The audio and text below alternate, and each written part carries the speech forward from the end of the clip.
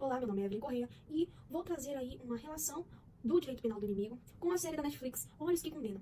Primeiramente, vou trazer um breve resumo que aconteceu, que a série se passa em Nova York e o crime que está sendo investigado é um crime sexual acontecido aí com uma mulher jovem, branca, que aconteceu dentro de um parque.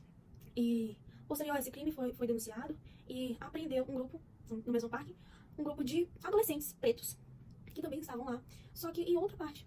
Só que eles foram presos e levados para a delegacia, para serem ouvidos e principalmente para verificarem se foi eles mesmos que cometeram esse crime. Só que o que aconteceu na delegacia, esses menores de 18 anos, eles foram levados até lá, não houve qualquer meio de acessar os responsáveis, e alguns responsáveis que foram lá acompanhar os seus filhos, não foi acompanhado de uma maneira correta, pois tinha momentos que eles tiravam o responsável de dentro da sala e coagiam aquele menor de idade a comentar sobre aquele crime. Só que essa forma de coação foi de 42 horas, sem direito a ir no banheiro, sem direito a se alimentar, então foi assim, bem desesperador para esses adolescentes. Por quê? Porque não somente foram coagidos dessa forma, foram coagidos com violência física, violência verbal, violência psicológica. E, sobretudo, o que eu mais notei foi que os direitos desses indivíduos, eles não foram respeitados, garantidos de fato, levando aí em consideração, trazendo em consideração o nosso Código Penal. Então, é interessante entender que os direitos aí, princípios do contraditório e ampla defesa, princípios do devido processo legal, não foram respeitados, não foram, de fato, trazidos para esses indivíduos. Então, o que acontece? Através disso, os policiais coagiram esses indivíduos com a promessa de que eles iriam ser soltos. Então, com essa promessa, e sem nenhum responsável, sem nenhum advogado, esses jovens cometeram aí um crime de falsa testemunha, testemunhando que de fato foram eles que praticaram aquele crime. Entretudo, o que foi de verdade foi que eles não tinham praticado esse crime. Só que aí, no julgamento, no tribunal, aí a gente vê que os advogados de cada família tentaram fazer de tudo para que os direitos desses indivíduos fossem respeitados. Mas a acusação trouxe esses vídeos que tinham sido desenvolvidos pelos policiais, que incriminavam esses menores de idade.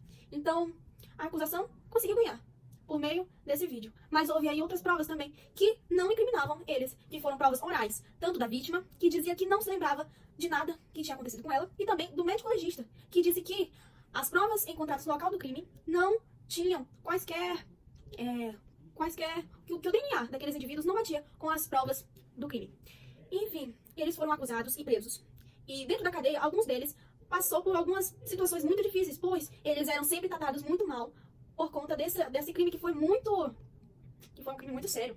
Então, eles foram tratados muito mal pelos próprios presos, pelos agentes públicos, e posteriormente eles saíram, alguns deles, só que quando eles saíram do presídio, eles viram que eles estavam sendo marginalizados pela sociedade, principalmente no quesito ao emprego. O desemprego para essa parte da população aí de ex-presidiários, era muito difícil arrumar um emprego. Então fazia com que eles reingressassem no crime novamente. Então isso é muito importante de ser tratado, porque está muito real nos dias atuais. É exatamente isso que acontece mesmo com os ex-presidiários. Eles são tratados aí com preconceito pela sociedade. E posteriormente, alguns deles voltaram a praticar outros crimes porque não conseguiam de jeito nenhum conseguir um emprego.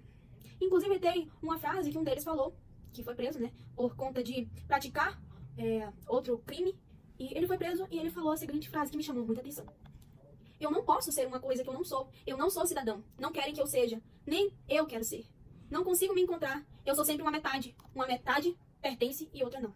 E é exatamente isso, uma metade pertence e outra não, que a gente vai fazer uma relação ao direito penal do inimigo. O inimigo na sociedade, ele é um indivíduo que ele prejudica o Estado, prejudica os demais. Então, aquele que prejudica os cidadãos, a ordem social, ele é tratado como um inimigo.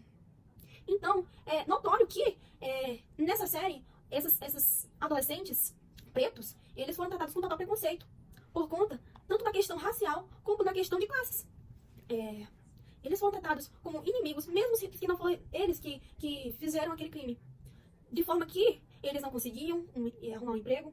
E também, o que mais caracteriza essa questão do inimigo é que a diferenciação de inimigo para cidadão. O cidadão é aquele que respeita o ordenamento jurídico do Estado, mas que, sobretudo, possui direitos. Direitos esses que precisam ser respeitados. Já o inimigo não, ele não respeita o ordenamento jurídico, mas ele também não possui direitos que o cidadão possui. Porque ele não é um cidadão, ele não é tratado como um cidadão. E por isso, ele não tem direitos. Então, os direitos aqui que eu falei anteriormente, que foram direitos aí do devido processo legal, do contraditório da defesa, direitos de defesa, de ter um advogado, eles não tiveram esses direitos abordados. Então, é imprescindível também que a teoria do criminoso nato, teoria do médico legista de César Lombroso, é imprescindível que essa teoria também se aplica. Por quê? Porque todos esses que foram tratados como criminoso, eles tinham características físicas, biológicas, que faziam com que eles fossem iguais aos outros. Então, com certeza, essas duas, tanto a teoria do criminoso nato, como o direito penal do inimigo, se aplica aí nessa série dos olhos que condenam.